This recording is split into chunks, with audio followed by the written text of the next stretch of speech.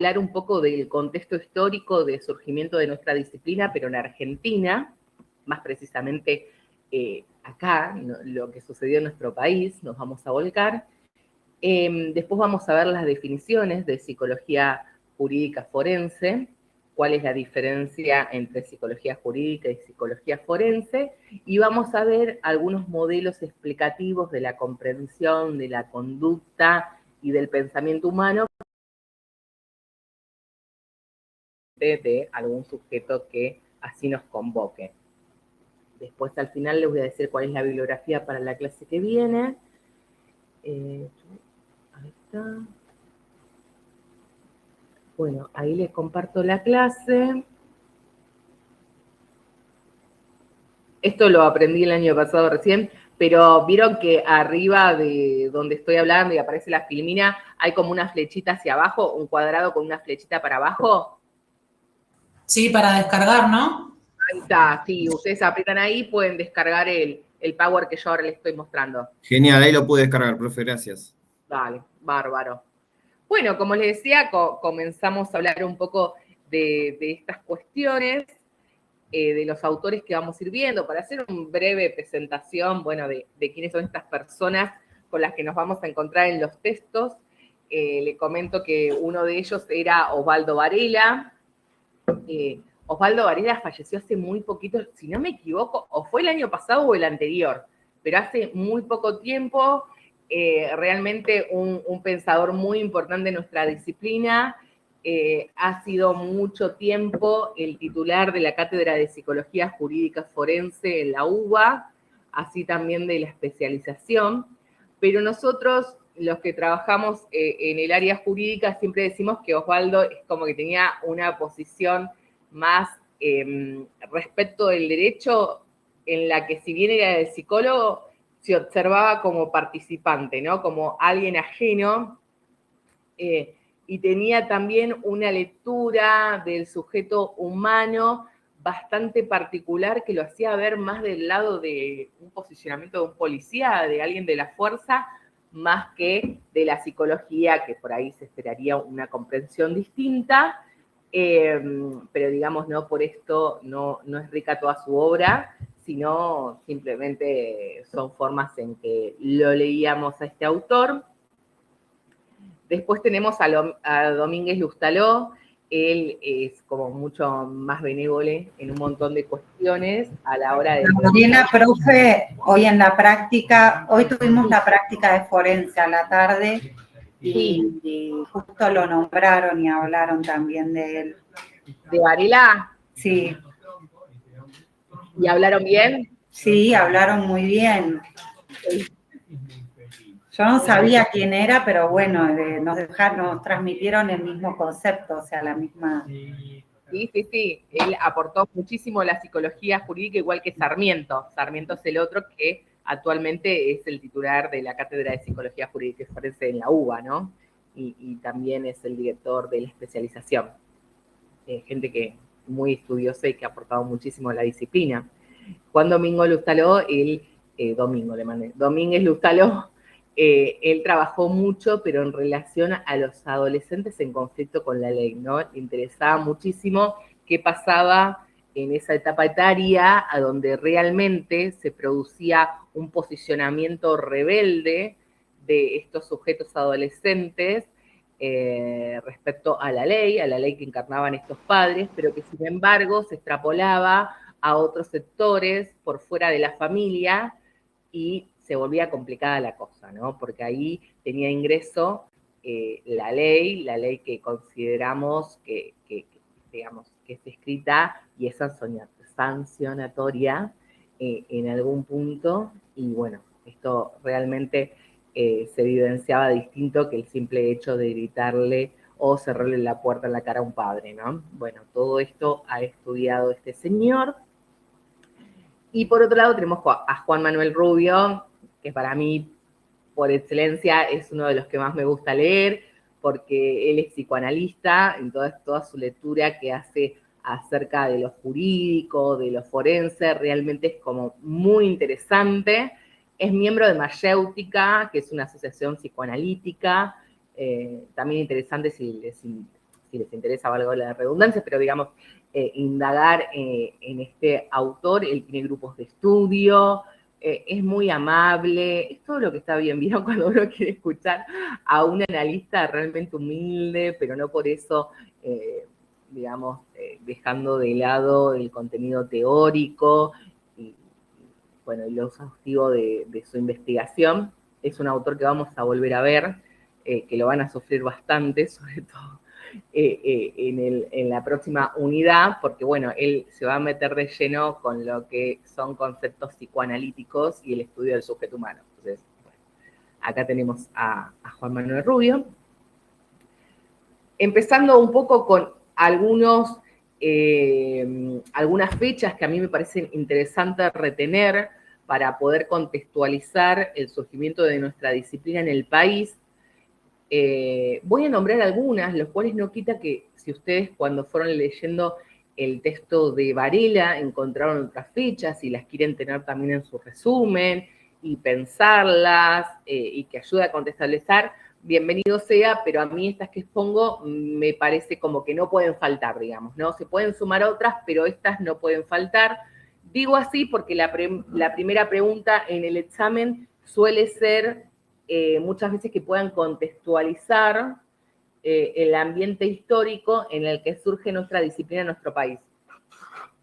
Y si bien no buscamos que sea una repetición de fechas y puntos, sí que haya una articulación, quizás el encontrarse con algunas fechas pueden ser significativas para que se ubiquen. Ustedes párenme, si hay algo que quieren sumar o algo que quieren preguntar, porque yo ya no los veo. Digamos, yo veo la filmina nada más. Sí, pero tranqui. Cualquier cosita hablamos. Dale, sí, porque primero que no los veo y los reconozco algunos por la voz, pero no mucho más. Así que, y a mí me están viendo medio, así que estamos divinos con la imagen. Bueno, fechas claves. Si tuviéramos que citar un surgimiento en nuestro país, va a ser muy parecido a lo que pasa con el surgimiento de la psicología. Vieron que la psicología en general surge a partir de la creación del laboratorio experimental de Wundt, ¿no? Bueno, en nuestro país va a surgir también en 1903 a partir de que se crea el primer laboratorio donde se realizaban investigaciones de índole clínica y psiquiátrica, pero sobre todo con un tinte criminológico. ¿Y quién trae a nuestro país esta posibilidad de estudio? Es José Ingenieros, ¿sí? José Ingenieros se interesó mucho en la conducta humana, pero sobre todo en aquella que en términos jurídicos la podríamos nombrar como desviada, como anómala, ¿sí? Entonces, para el estudio, ustedes saben de cualquier cosa que necesitemos, tiene que haber una metodología que apliquemos para esa función, para ese objetivo.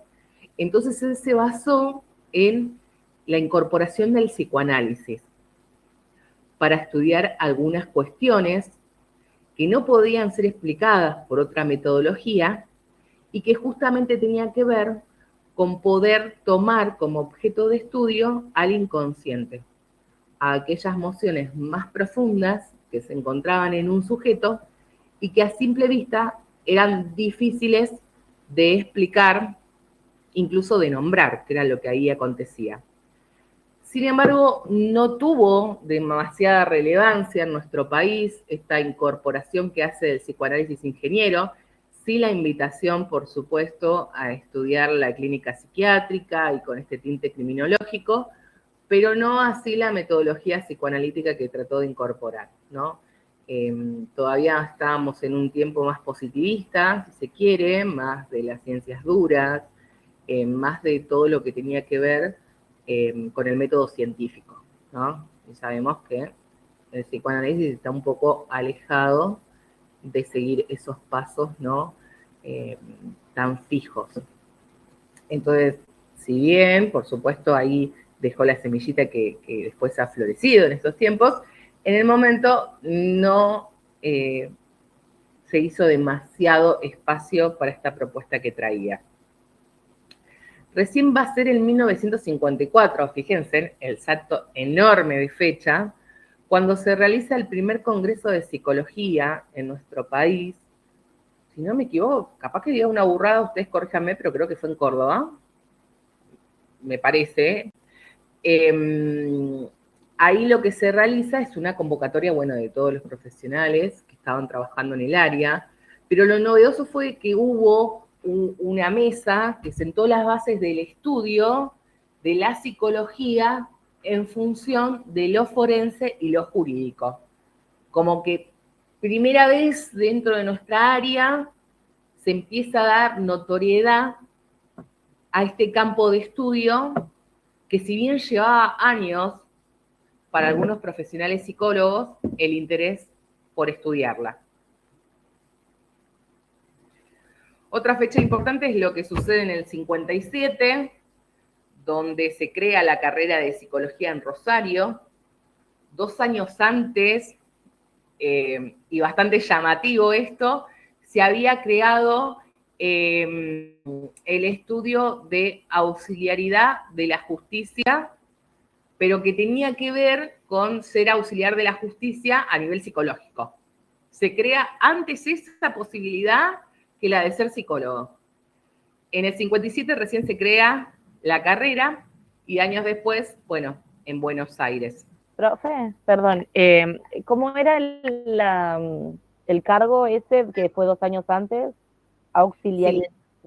No, pero no era un cargo, era un estudio, como que vos te podías recibirte auxiliar psicólogo de la justicia. Era como una carrera, pero no de grado. Tal cual, tal cual. Ok.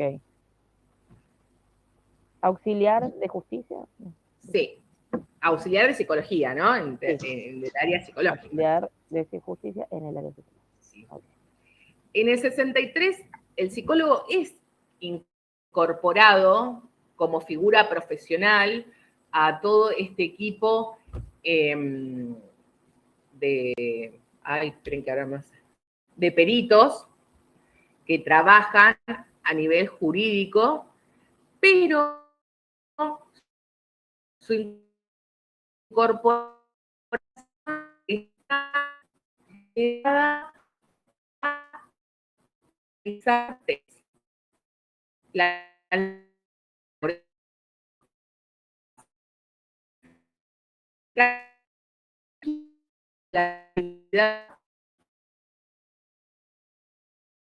de realizar un informe de aquello que el sujeto había volado en esa evaluación. No, nosotros solamente tomábamos. La verdad, bastante discriminatoria la posición que teníamos, éramos un poco más que estábamos habilitados a otras cuestiones. ¿Y quiénes eran los que tenían la posta y llevaban la batuta? Los médicos, ¿no? Nosotros éramos como la mano derecha de ellos y después le entregábamos, ¿no? lo que habíamos evaluado y ellos terminaban haciendo finalmente el informe y llevándose los aplausos por el análisis y demás, pero eran los médicos. Por eso nosotros con los médicos siempre tuvimos una puja bastante compleja por hacernos espacio en lo que es todo el área de salud mental, ¿no? Porque justamente ellos piensan que nosotros nos falta como conocimiento, cuando en realidad está muy alejado de eso, dado que el conocimiento que ellos dicen tener y por lo que tanto nos apartan a veces de los tratamientos, tiene que ver con el biologicista, netamente, la medicación de alguna situación que ellos la conciben como enfermedad, como síndrome, etcétera. Y nosotros no, digamos, lo que no se entiende es que no entramos en esa área, no estamos buscando medicar.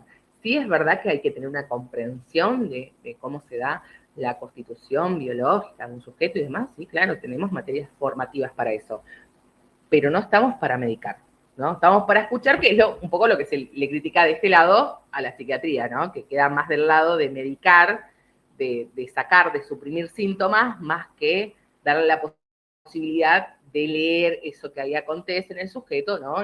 Y poder escuchar qué le pasa al paciente más allá de su presentación clínica médica.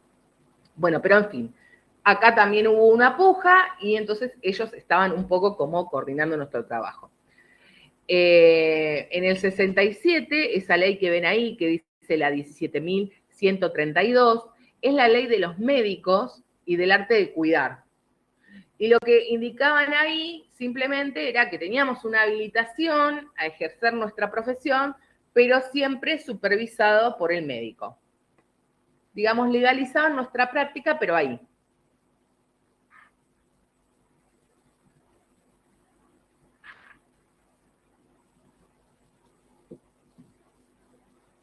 En el 85 se modifica el plan de estudio de psicología. Piensen que ahí ya habíamos atravesado en nuestro país todo lo que había sido el golpe de Estado, ¿sí? A donde psicología fue una de las carreras más golpeadas, ¿no? Donde casi era considerado un delito estudiarla, ¿no? Y si la estudiás entras calladito y te vas calladito, ¿no? Nada. Claro, porque el delito era pensar, básicamente. Dar incluso la mirada. Y en ese entonces, que un psicólogo viniera a hablar de legalidad, imagínense que no era el mejor espacio, ¿no? El mejor momento histórico, digamos. Pero sí va a suceder en el 85, que se reformula el plan de estudio y la asignatura de psicología forense, no jurídica, forense, se vuelve como obligatoria. ¿Sí? Cuando antes estaba como optativa, imagínense en que optativa la tenemos ahí, pero digamos, no la elijan, ¿no? Y Alfredo Sarmiento, imagínense los años que tiene, desde ese momento ya es titular, ¿no? de esa asignatura. Lo que sucede es que, como habíamos hablado un poco en la clase pasada, si recuerdan, que llamarle a nuestra área de aplicación psicología forense quedaba muy pobre en algunas cuestiones, sobre todo cuando observábamos que los psicólogos no solamente trabajaban en el ámbito del derecho, porque trabajaban en los fueros, ¿no? En aquellos lugares que había psicólogos que trabajaban en áreas del derecho, como puede ser armada, como puede ser hospitales, ¿no? Los hospitales tienen un protocolo muy importante a nivel jurídico, en el consultorio privado, ¿no? Esta demanda que nosotros recibíamos de hacer pericias, investigaciones, estudios acerca de qué le había pasado a un sujeto. Que esto que le había pasado a un sujeto pertenecía a un litigio jurídico, y sin embargo nosotros no estábamos dentro del fuero. Bueno, todas estas cuestiones hicieron pensar que seguir llamando psicología forense a la materia y al trabajo que realizaba el psicólogo quedaba muy acotado.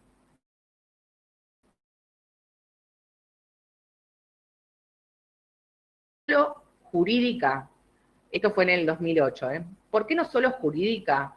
Porque jurídica también quedaría corta.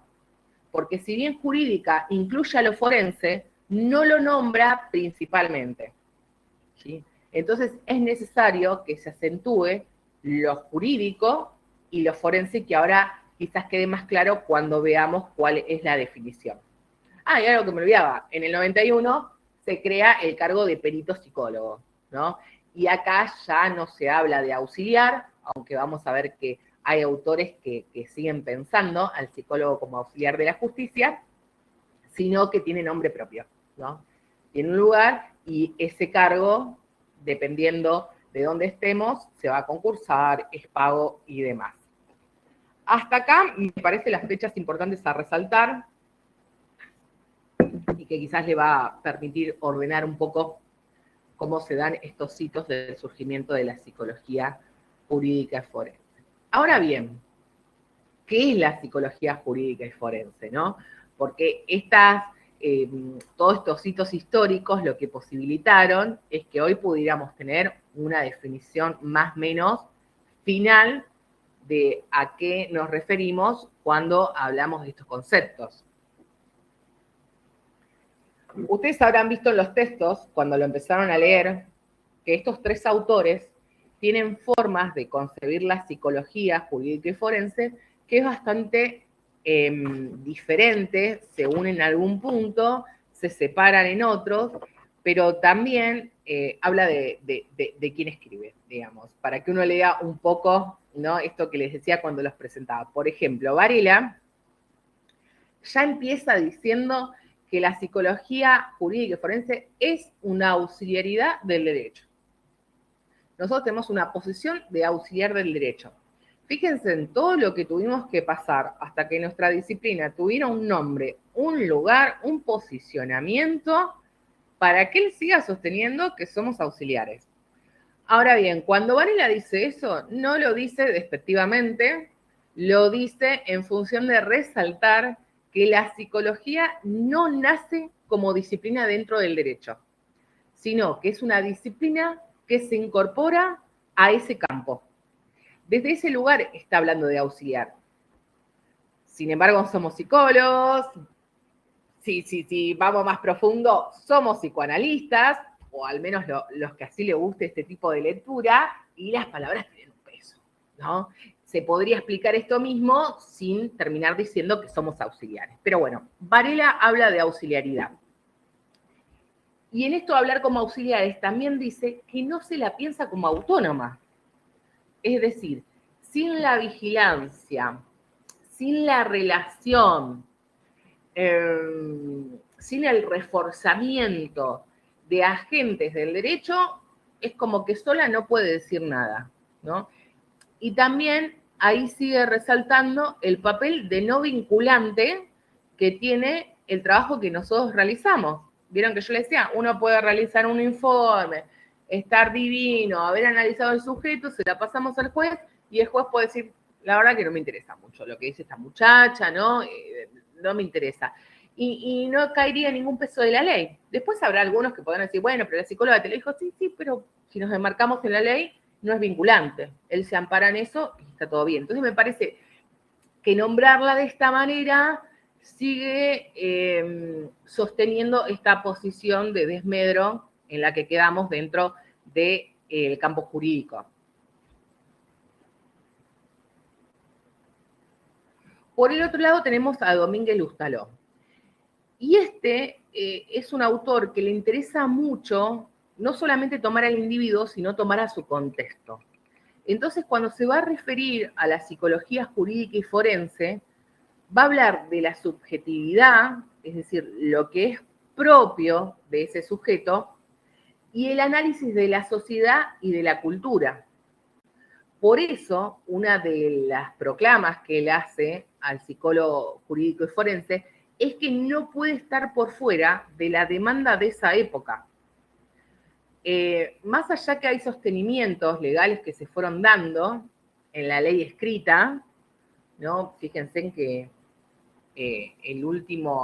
la última modificación que tuvimos en el 2015, después de años y años en que veníamos trabajando en términos de leyes igual que otras épocas en las que no acontecían las mismas problemáticas. Sin embargo, Lustaló dice, bueno, que las épocas cambian y que el psicólogo jurídico y forense debe estar a la altura de eso que acontece, y es por ello que ha habido reformulaciones, como fue la promulgación, ¿no? No es la legalidad, la no sanción del aborto, como fue el matrimonio igualitario, bueno, y un montón de cuestiones que se fueron dando a partir de las necesidades que se veían en la sociedad en la época. Entonces dice, bueno, el psicólogo también debe estar a esta altura, en términos de formación también, porque además Domínguez Lustaló no piensa al psicólogo en términos de un analista de lo que aconteció en la vida de un sujeto que lo llevó a transgredir la ley, sino que además dice que la psicología jurídica y forense debe trabajar en términos de prevención, de asistencia y de rehabilitación. digamos, en todos los procesos que hacen o que, digamos, o que podrían prevenir que un sujeto acceda a algún litigio, ¿no? Y dejan claro también que no es un auxiliar de la justicia. ¿Por qué? Por todo Profe, disculpe. Sí. Dijo prevención, asistencia y... Rehabilitación. Ahí está, gracias. Y justamente dice que no es un auxiliar de la justicia por estas categorías, porque trabaja en el antes, trabaja en el durante y trabaja en el después. No hacia el derecho. Y la lectura que se realiza del sujeto humano, tampoco el derecho lo realiza en la dimensión social y cultural. Profe, ¿el antes sería en la prevención? Sí. Sí. Ok. Y por ejemplo, profe, la prevención dentro de lo jurídico, por ejemplo, ¿qué sería? Y por ejemplo, podés trabajar en instituciones que trabajen con niños y adolescentes de situación de vulnerabilidad social. Pero no porque... para que no caigan en otras cosas. Claro, pero no por Okay. estigmatizar que el pobre o el vulnerable es el que va a venir a robar, sino porque muchas veces es el más desprotegido, ¿no? Claro. Donde más falencias Profe, puede hay. ser también que lo hagan por patrón. ¿Qué es patrón? Cuando hablábamos la otra vez de que decíamos, uno no quiere ser estigmatizante, pero por los distintos, digamos, robos, es viserita, es como, bueno, che, pará, acá hay un patrón, vamos a asistir para poder prevenirlo. Tal cual, ¿no? Es la lógica que sigue incluso los gobernantes, ¿no? Cuidar a los más necesitados, ¿no? A los más desprotegidos. Bueno, ir desde ese lugar, pero no con la mirada de, el futuro... No, sino que quizás es el que más necesite. Pero también hay instituciones a donde se da el tratamiento de consumo problemático. Y el consumo problemático con una mala decisión van de la mano. Entonces, bueno, también se trabaja en esas instituciones, realizando prevención, ¿no?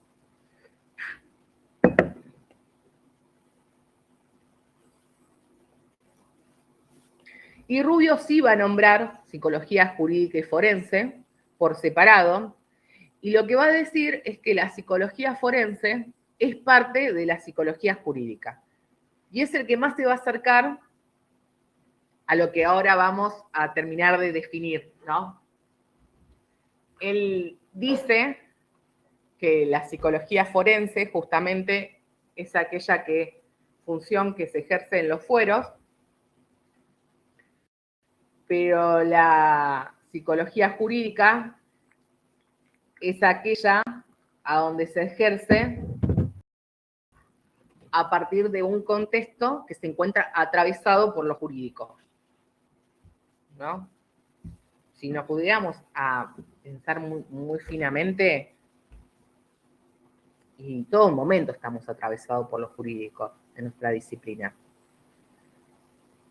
Está bien que lo tengamos presente a esto, que no quedamos por fuera de la ley. De hecho, en la vida no quedamos por fuera de la ley, en realidad.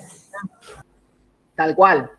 Claro, ya estar en un marco social te implica cumplir una cantidad necesaria de normas. Tal cual. Incluso hay que cumplirlas aún desconociéndolas, igual somos responsables. Exacto, sí. Bueno. Claro, no recuerdo dónde lo leí, que decía, desconocer la ley no te hace inocente, sino más bien irresponsable por no conocer las normas que se deben cumplir, por lo menos las básicas. Tal cual. Pero esto que decía Ariel, ¿no? Del desconocimiento de la norma no te excluye, ¿no? De responsabilidad. Ustedes saben que una de las primeras leyes e instituciones que ha trabajado mucho a este respecto y que ha sido la que más ha resistido a la época es la Iglesia, ¿no? Y la Iglesia tiene una forma de denominar a la transgresión de la ley que le llama pecado, ¿no? Sin embargo, para esta institución, el desconocimiento de que algo implica un pecado salva al sujeto y lo exceptúa de responsabilidad. Una vez que se anoticie de esto, bueno, el repetirlo sí entraría en la categoría de pecado y por eso, ¿no? La necesidad de perdón, supongamos que necesitaría ese sujeto. Ahora la justicia va un paso más allá y dice, no, esto, si bien nacemos de toda esta lógica de pensamiento, bueno, ponete a leer. Incluso pasan las infracciones, vieron que a veces uno deja el auto en algún lugar y te cae una multa, pero pará, no estaba marcado, sí señor, porque usted tenía que conocer que justo en ese sector está prohibido, pasa mucho en Capital, y uno se vuelve loco, digamos, y sin embargo, a ver, la podés pelear un poco, pero está esto, ¿no? Que vos tenés que saber, ¿no? Que no todo tiene que estar marcado, vos tenés que saber. Después uno lo puede pelear un poquito más, ¿no?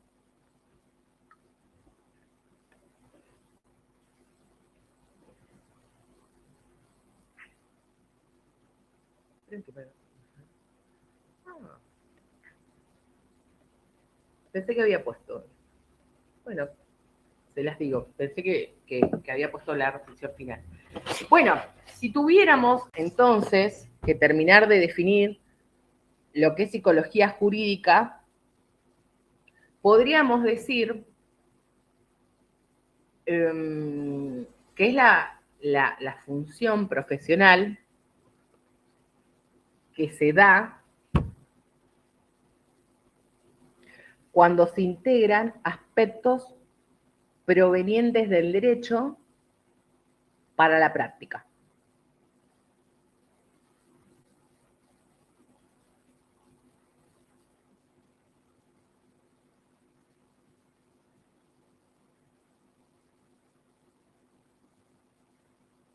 Esto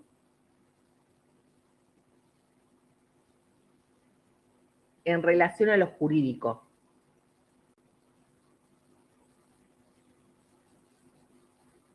¿Y por qué resalto de lo jurídico? Porque no podríamos hablar de sujeto en conflicto con la ley. ¿Con qué ley? Jurídico. Tiene un comportamiento antisocial, también viene de lo jurídico, es decir, algo que no está dentro de la norma. Es una conducta anómala, también en términos de qué, de lo esperable jurídicamente. Por eso digo que estudia el comportamiento en relación a lo jurídico.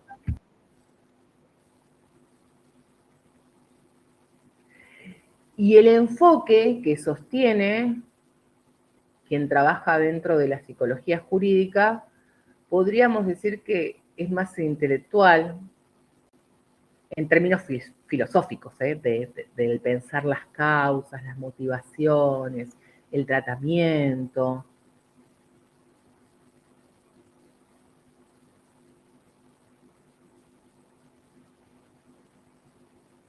Sin embargo, la psicología forense es la disciplina que trabaja en los procesos de administración de la justicia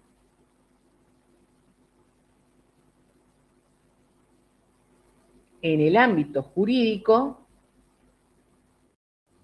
más precisamente en los fueros.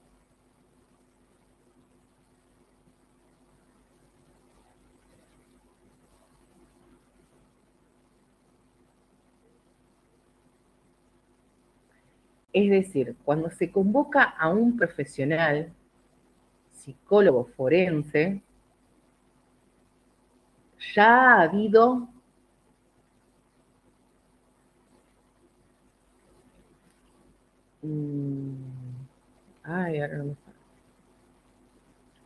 una ruptura con la ley, de algún modo.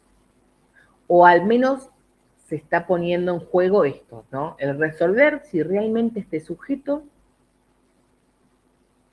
ha roto con la ley y esto merece una sanción o no, ya sea en términos económicos o punitorios, dependiendo, ¿no?, en qué fuero se encuentre. pero ayuda a administrar justicia. Hay una verdad que se busca ahí, que se le pide al psicólogo poder determinar con sus conocimientos para ayudar al juez a tomar decisiones.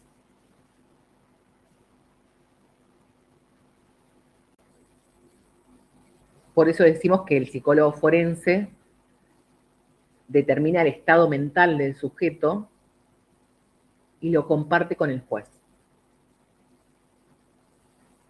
Siempre trabaja con el juez. De hecho, responde la demanda de un juez. El psicólogo jurídico no necesariamente.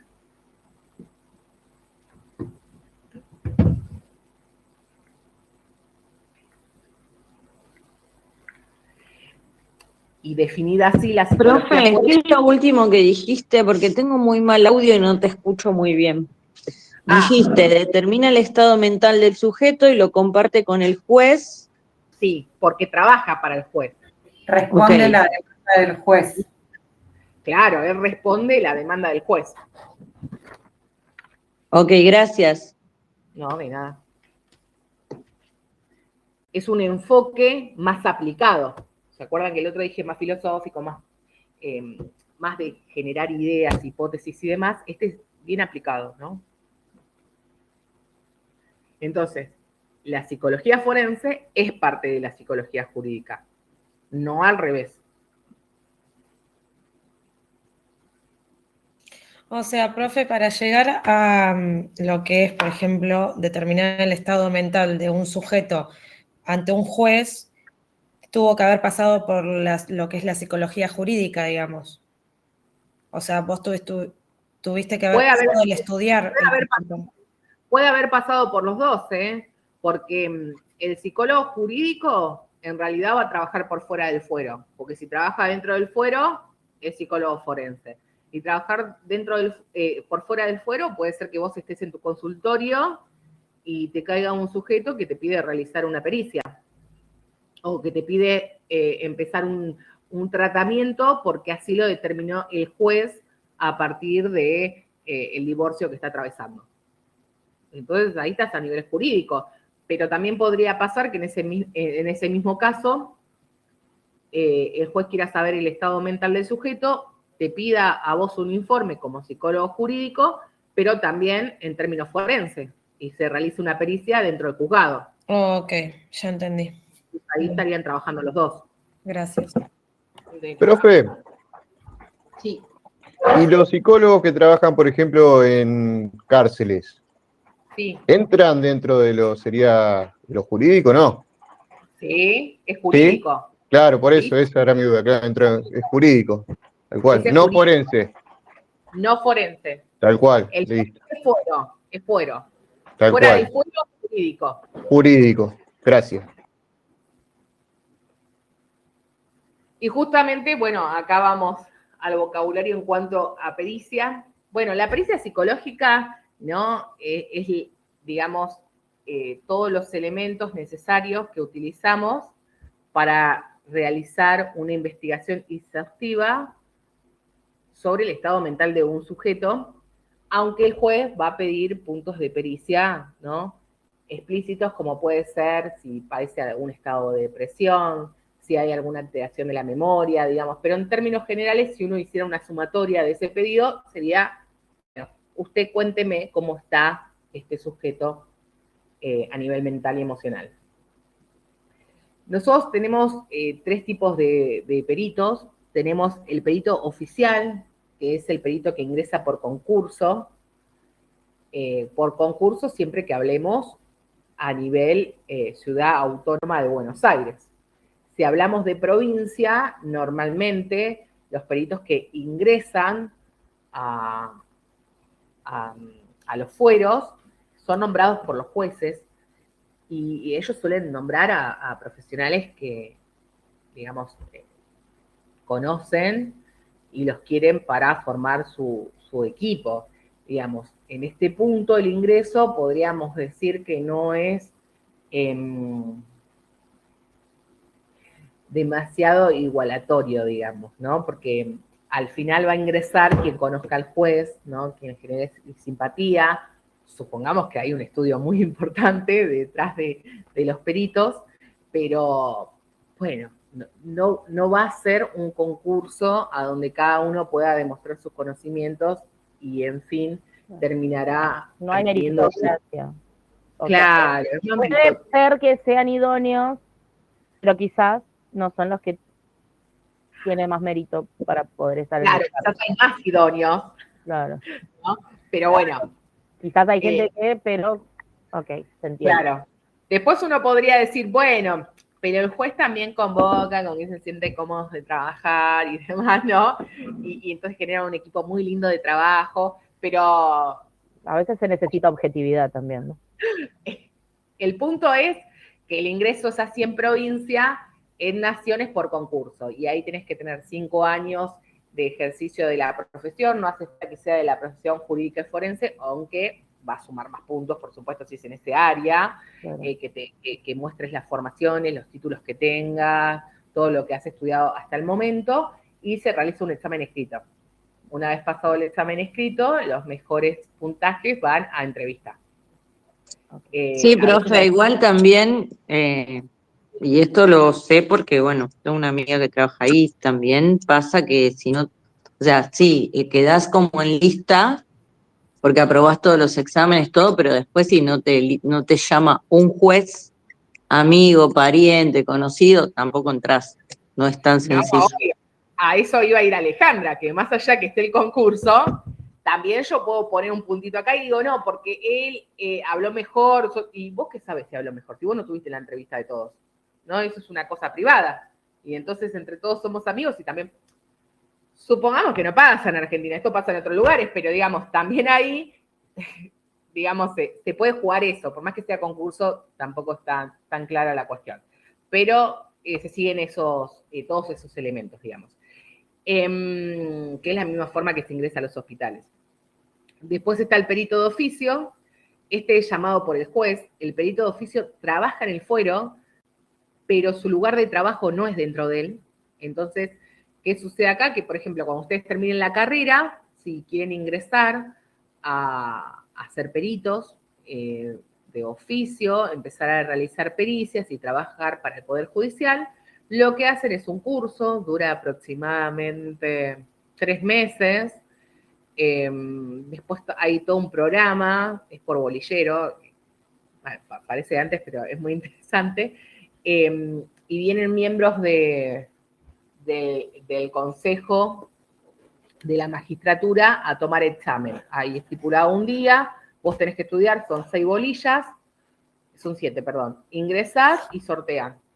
Y sacan y dicen bolilla 2, entonces vos ya sabés todo lo que dice la bolilla 2, o al menos eso se espera, y te sentás a escribir. Todos los temas que estudiaste para la bolilla 2.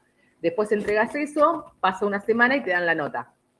Si aprobaste, te podés anotar, presentando, bueno, los papeles de aprobación de ese curso y demás, te anotás en el colegio de psicólogos, y si no aprobaste, tenés una instancia más. Si no aprobaste, ya tenés que volver a hacer el curso y volver a ver cuando te dan fecha para rendir. Pero eso es, digamos, lo que acontece en provincia, ¿no? Para hacer de oficio. En capital, nada, entras a un sistema, cargas tus datos, y bueno, si te sortean, salís, digamos, no hacen ningún curso ni nada, simplemente ingresan al sistema. Pero a lo que son llamados los peritos de oficio es solamente para civil, ¿sí? Civil y laboral. No para familia, no para no para penal, para eso tenés que ser perito oficial. Ellos no llaman a perito por fuera, salvo que el juez lo determine como muy necesario porque no cuenta con ese conocimiento dentro de sus peritos, podría convocar a alguien, pero incluso no hace falta que llame a ningún perito de oficio, puede convocar a un psicólogo que considere experto en el área. Y después está la figura de perito de parte, ¿no? Que es un trabajo jurídico, pero no trabaja en el fuero, ¿sí? Tampoco trabaja por fuera del fuero, digamos. Lo que hacen es que a veces nos convocan para poder revisar pericias que ha hecho un otro, y justamente porque los abogados buscan impugnar aquello que determinó un psicólogo, y más cuando no es conveniente a los fines que están buscando. O para reforzar alguna cuestión que ya ha dicho el perito del juzgado, y bueno, para reforzar traen uno externo, digamos, ¿no? Puede estar para eso también. Bueno, disciplinas que trabajan en conjunto con la psicología jurídica y forense. En el texto de Varela habrán visto que él habla de la psicología jurídica, habla de la psicología forense, habla de la criminalística y de la criminología. Bueno, de la psicología jurídica y forense ya hemos hablado bastante, las bases y las funciones, ¿no? Por dónde va, pero de la criminalística podríamos decir que intenta dar cuenta de lo que ha pasado en una situación a partir del análisis del ambiente, el análisis de los hechos, a donde aconteció. Entonces, suele tener un conocimiento más aplicado, más técnico. Por eso estudian mucho de física, de química, de matemática, porque hacen mediciones. Sí, recrear básicamente por medio de las reglas físicas de qué pasó, cómo cayó, por qué, cómo rebotó todo. Tal cual. Ahí están los peritos balísticos, ¿no? Los otros de las huellas que harán dactilógrafos, ¿puede ser? Dactilógrafos, que se diga así. Bueno, van a buscar las huellas y demás. Y después está el criminólogo, ¿no? Que el criminólogo... Profe, muchos, los que son criminalistas, tienen que ser primeros policías, ¿verdad? No, no necesariamente. No, no necesariamente. Ah, bueno, porque antes estaba dentro, la carrera se estudiaba, me acuerdo en su momento. Pero ahora por fuera, vos podés ser licenciado en criminalística y después por ahí podés entrar como profesional a la fuerza que te guste, ¿no? Y, bueno, que te deje entrar y demás, ¿no? Pero digo, podés presentarte como profesional, entonces entraste en otro escalafón y demás. Sí, antes igual era como vos decís, Verónica, pero porque ahora... Sí, hace unos cuantos años cuando yo estaba, viste, que venía un libro grande con universidades y todo, y tenía todas las carreras para estudiar, antes cuando no había internet y esas cosas. Está bien. Claro, Sí, parecía sí. como que se estudiaba, pero en lugares de la policía y esas cosas. Tal cual, tal cual. Ahora no. Tenían que tener portación de arma, me acuerdo. De hecho, podés estudiar para ser perito en balística y sin embargo no ser de la fuerza. Pero lo que pasa es que, ¿quién te va a contratar si no sos de la fuerza? ¿No? Como sí, eso también. Claro. ¿No? Medio... Profe, sí. nada que ver, pero Juliana puso en el grupo que se le cortó la luz, le aviso por las dudas. Ah, bueno, dale. Ahora cuando pase asistencia, vos acordate de tus compañeras y me decís, estuvo, profesora. Criminología es la disciplina que se va a encargar de tratar de explicar por qué ese sujeto ha tomado determinada decisión, ha transgredido la ley, y cuando muchas veces no se tiene al sujeto para que sea sujeto de investigación, sino que se tiene la escena, se trata de construir a ese sujeto a partir de la lectura de los elementos que están en la escena, ¿no? Por ejemplo, los crímenes pasionales, ¿no? Hay ciertas tendencias, por ejemplo, digo a cada rato, perdón, cuando hay muchas puñaladas en un cuerpo, bueno, ni que hablar cuando empiezan a contar, no, tenía su ex, que la perseguía, que lo perseguía, ¿no? Que estaba ahí, bueno, ya van generando todo un perfil. Pero esta, digamos, esta forma de leer al sujeto también tiene que ver con que se sirven de la psicología jurídica y forense, que logra brindar elementos que hacen a la comprensión de...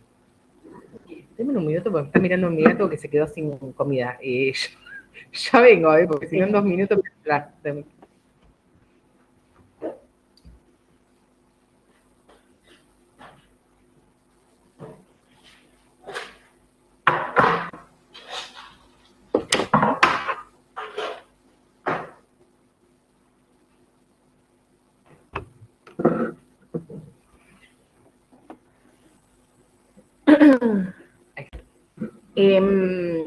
Bueno, entonces estas disciplinas trabajan constantemente.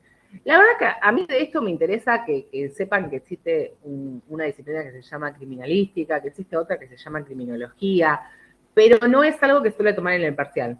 Antes lo que hacía es ponerle un fragmento de alguna situación y pedirles que ahí ubiquen, ¿no?, la función que cumpliría cada uno de estas especialidades. Pero a términos de interés, prefiero focalizar más en otras lógicas, como puede ser que les pida las definiciones de psicología jurídica y forense, ¿sí? Bueno, y ahora vamos a los paradigmas de la psicología jurídica y forense, ¿no? Son aquellas cuestiones que podemos utilizar para realizar un estudio de la persona. Entonces, uno de los más antiguos es el paradigma médico, que se basaba en la psicopatología y que aún hoy se basa en la psicopatología, a donde lee la salud y el bienestar en términos de la ausencia de síntomas, ¿no?, cuando nosotros sabemos que la ausencia de señales o síntomas, pero así como visibles, son un llamado de atención, ¿no? Alumnos muy tranquilos, vieron que cuando hay explicación de estos alumnos que digo alumnos porque ha pasado en colegios, como en Carmen de Patagones,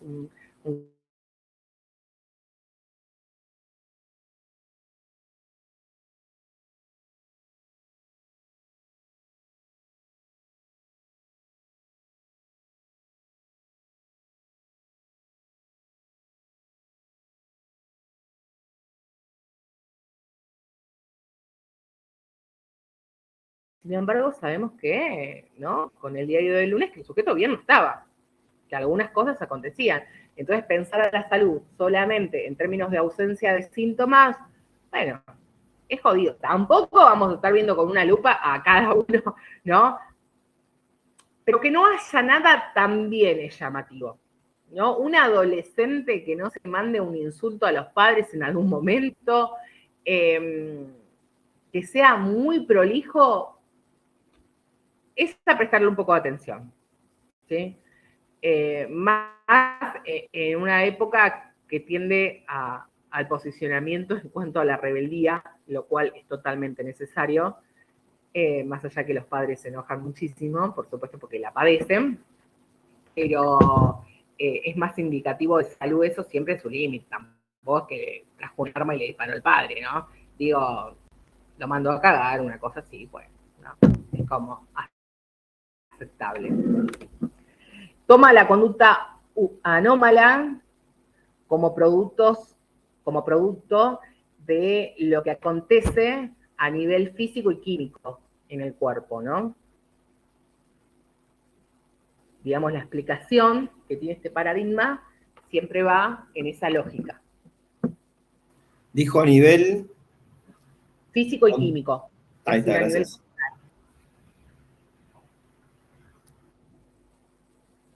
Es decir, es reduccionista, biologicista,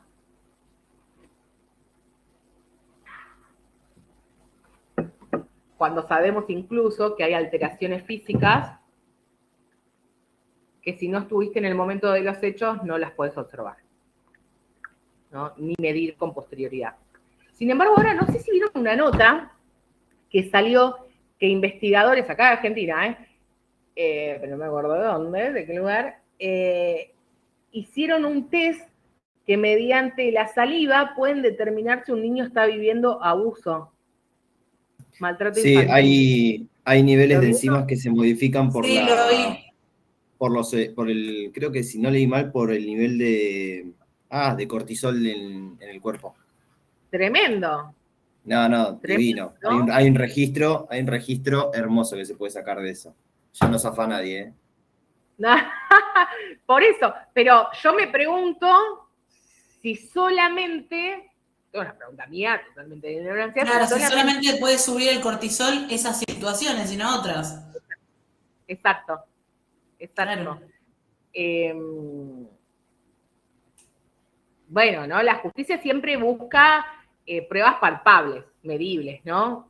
Siempre hinchan un poco con esto, lo cual en cierto término, bueno, es un poco entendible para que no quede todo a criterio subjetivo, pero mi pregunta es esa, no sé si lo dijo Agostina o Vero, pero si esa medición también no podría dar de la misma manera ante un niño que esté estresado, porque, por ejemplo, hay chicos que se estresan mucho en el colegio, que tienen que rendir, que tienen O que estar también bien. puede sufrir bullying, no sé, por ejemplo, y no También, tiene nada que ver con el abuso sexual. tal cual. Me pregunto eso. Pero bueno, habrá que preguntárselo a los que crearon este test. Igual es interesante, no deja de ser interesante, más allá de estas preguntas que traemos.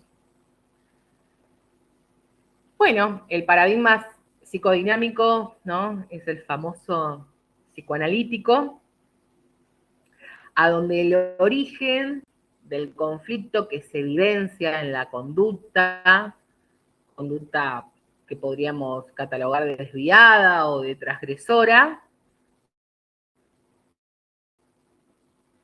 no lo pensamos de origen biológico, porque aparte tampoco tenemos elementos para pensarlos desde ese lugar como profesionales, sino que lo pensamos desde las emociones más profundas que puede habitar en un sujeto, desde lo inconsciente, desde la búsqueda de un deseo, ¿no? Lacan siempre ha dicho que todo suicidio es un asesinato, porque en realidad el sujeto que se suicida no tiene como fin la eliminación de sí, sino de lo que sobre sí está, ¿no?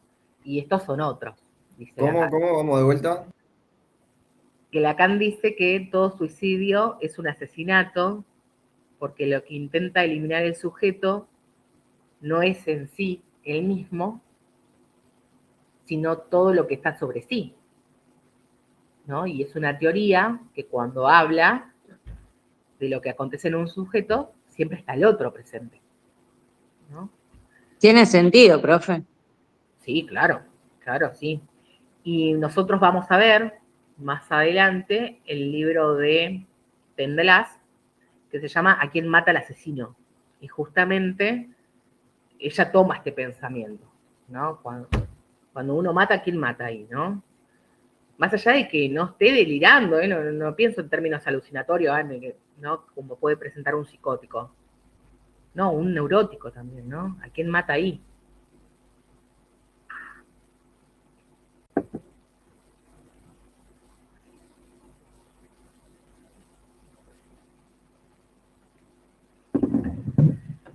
Después tenemos el paradigma cognitivo, a donde el estudio va a estar focalizado en encontrar esos errores, esas distorsiones que se producen en el pensamiento de un sujeto y que lo pueden llevar a actuar de una manera no esperable jurídicamente. Entonces, la raíz de esa desviación conductual, podríamos decir, está en el pensar distorsionado. Ay, acá bajó la tensión, yo creo que me debo ver más oscura.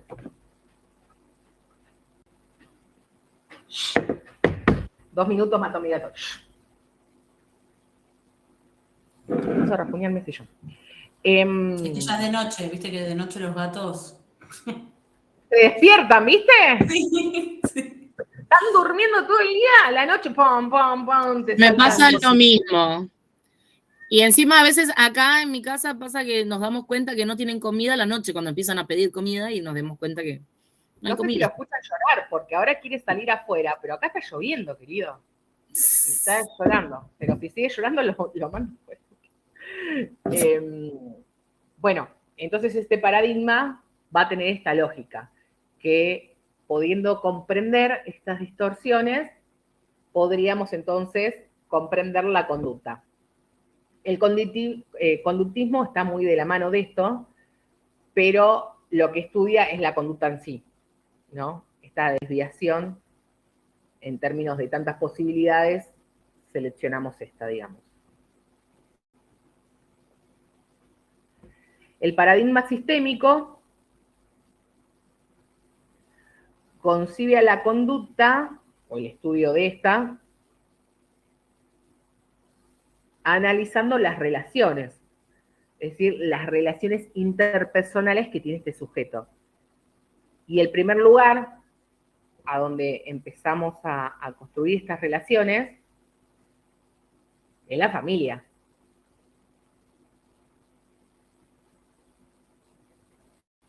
Y fíjense que estos paradigmas que estamos viendo en realidad suman, ¿no? No es que restan, no es que uno es mejor que el otro. Después tendrá que ver cómo uno se posiciona porque ha elegido una teoría, ¿no?, que prima más en uno para hacer lectura. Pero no son errados lo que piensan. No, más bien están especializados. Tal cual. Hacen foco más en algo, ¿viste?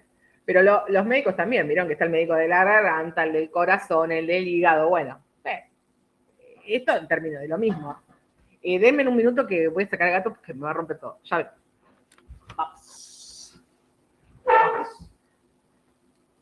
No. Vamos, vamos. Te vas a mojar todo.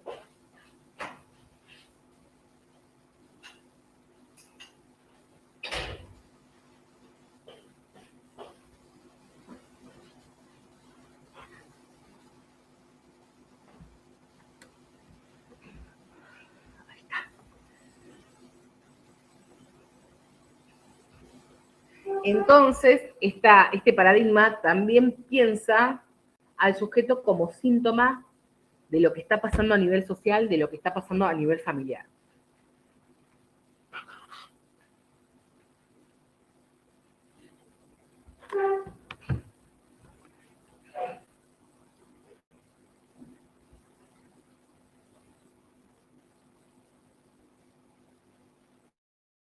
Después tenemos el paradigma social,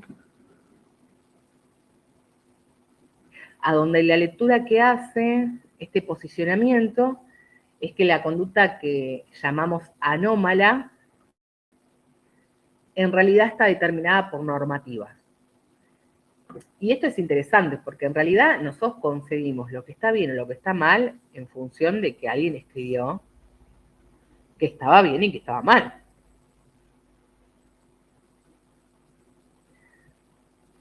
Hasta no hace mucho tomábamos como delito el aborto. Y sin embargo, ahora la ley dice, no, no es punible, está habilitado. Igual Y de puede hecho en estar, otros ¿no? países es ilegal ser homosexual. Bueno, también, ¿no? Entonces podríamos decir, es anómalo el sujeto homosexual porque lo está diciendo en términos jurídicos. Y entonces la sociedad lo va a concebir así. Pero bueno, como decía, ¿no? Rubio, no decía Rubio, decía Domínguez Lustaló, el sujeto no puede ser pensado por fuera de su contexto social. Entonces, es cierto que la sociedad también hace y demanda a sus representantes para que modifiquen ciertas cuestiones, ¿no? Como la legalización del aborto, que no es la legalización, sigo diciendo la legalización, pero no la no penalización del aborto, matrimonio igualitario y demás. Y el último paradigma que vamos a ver es el fenomenológico,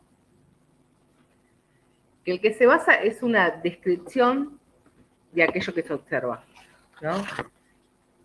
Este paradigma sienta las bases del DSM-5, DSM-6, no sé por dónde estamos ahora, pero es decir, a la observancia de ciertos puntos claves damos tal diagnóstico. Y nosotros sabemos que no todos llevan el mismo diagnóstico, ¿no? Que cuestiones que parecen parecidas, si vamos a lo profundo, nada que ver. Como esto que decíamos por ahí, ¿no? Bueno, hacemos un test al sujeto, ¿no? medimos la saliva, cuánto de cortisol hay en la saliva de los niños, entonces ya determinamos que este niño está sufriendo violencia. Bueno, no sé, habrá que ver si este cortisol también nos elevó por otras cuestiones.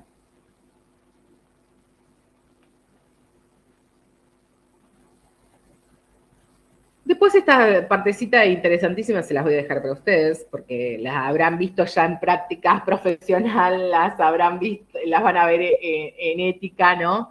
Pero bueno, acá les puse un recorte de todas nuestras leyes.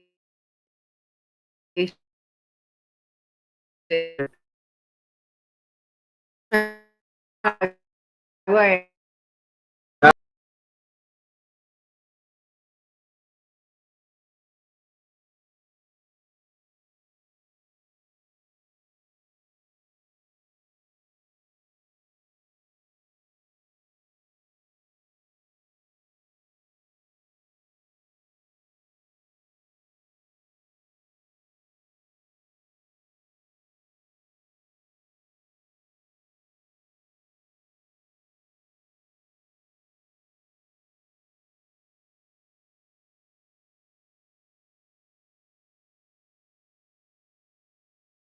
Estemos sancionados también por el colegio, bueno, habrá que ver qué onda, ¿no? Los que padezcan determinadas enfermedades psíquicas o infectocontagiosas, pero hasta las infectocontagiosas hasta que dure este periodo, como pasaba con el COVID, vieron que en el COVID y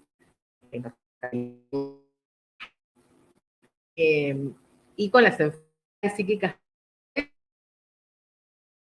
distorsiones, las acciones que uno podría tener a nivel profesional, pero no es excluyente, digamos. Una estructura psicótica no quiere poder ejercer la profesión.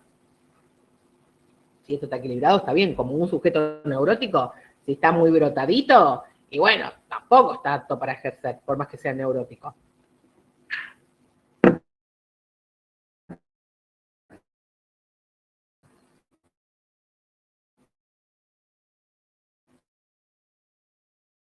Que leer el texto de Degano,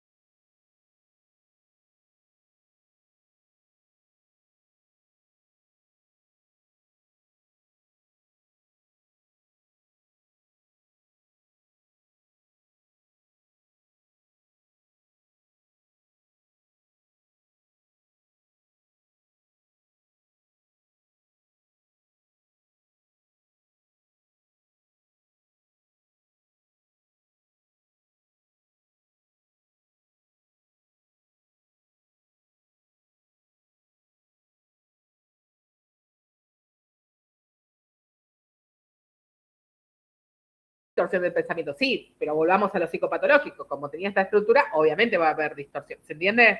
Sí, sí, sí. Hay dos que en esta lectura van a primar más, pero no es que... Ok, pero siempre se trabaja así, desde los distintos paradigmas, uno más, uno menos, pero toca un poco a todos. Sí, sí, sí. Okay. Al menos yo suelo tener apreciaciones de todos estos paradigmas, pero por ahí cuando escribo más en términos psicoanalíticos. Sí, bien. No tanto que, bueno, viste que los jueces no entienden tanto si uno lo tiene que mandar, no sé, al área de protección del menor y todo, tampoco podemos ser tan técnicos, pero bueno, más desde ese lugar, ¿no? Claro. Bueno, gracias, profe. De nada. Bueno, voy pasando lista. ¿Nos habilita la clase 3? La 2.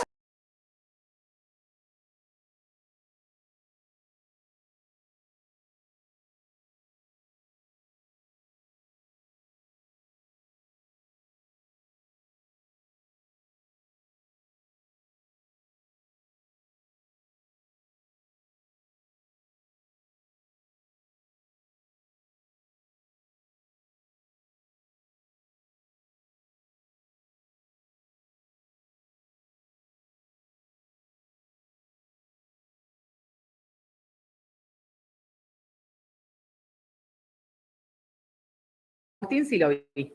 Está en la clase 2, perdón, profe, en la 2, ¿no? La clase 2, dice Ok. fuero. Sí. Dice fuero cualquiera. Fuero. Hoy la tiene, profe, con la palabra fuero, porque ya... Foro. Alegre Gabriela. Presente, profe. Dardo ya lo vi.